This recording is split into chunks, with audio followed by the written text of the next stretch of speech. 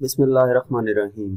First year आज की video में हम चैप्टर 2 वेक्टर्स का जो टॉपिक है geometric interpretation of cross product इसको डिस्कस करेंगे।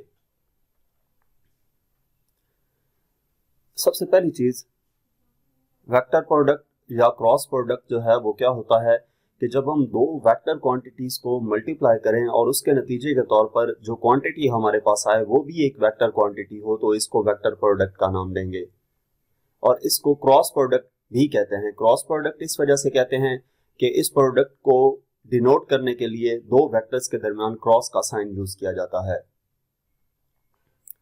ज्योमेट्रिक इंटरप्रिटेशन क्या है कि जो क्रॉस प्रोडक्ट है उसका मतलब ये होता है कि how much parallelogram area the two vectors occupy, कि दो वेक्टर्स जो हैं उनकी मदद से जो पैरेललोग्राम बनाई गई है वो पैरेललोग्राम कितना एरिया ऑक्यूपाई कर रही है।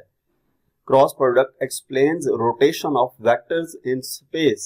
स्पेस में रोटेशन ऑफ वेक्टर को एक्सप्लेन करने के लिए हम क्रॉस प्रोडक्ट का सहारा लेते हैं।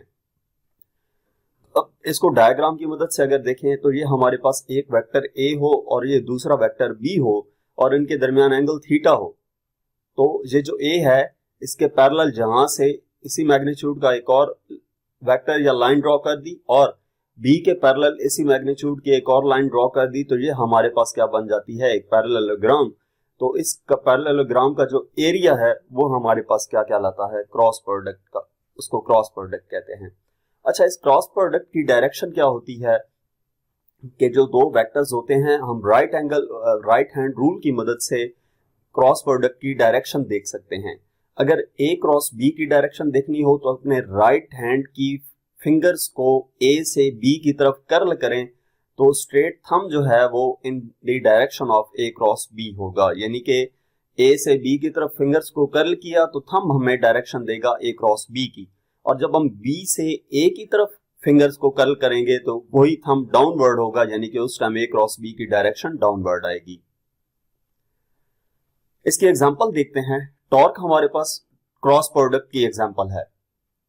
इसमें फोर्स एक वेक्टर क्वांटिटी है और परपेंडिकुलर डिस्टेंस जो है एक्सिस ऑफ रोटेशन से वो भी एक वेक्टर क्वांटिटी है। जो दोनों वेक्टर क्वांटिटीज जब आपस में इनका प्रोडक्ट लिया जाता है तो हमारे पास एक वेक्टर क्वांटिटी आती है।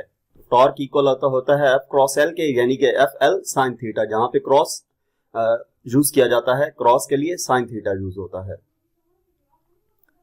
मजीद इस तरह के टॉपिक्स देखने के लिए हमारा चैनल सब्सक्राइब करें और अगर आप किसी भी सब्जेक्ट की ऑनलाइन या होम ट्यूशन पढ़ना चाहते हैं तो हमसे व्हाट्सएप पे कांटेक्ट कर सकते हैं। Thank you.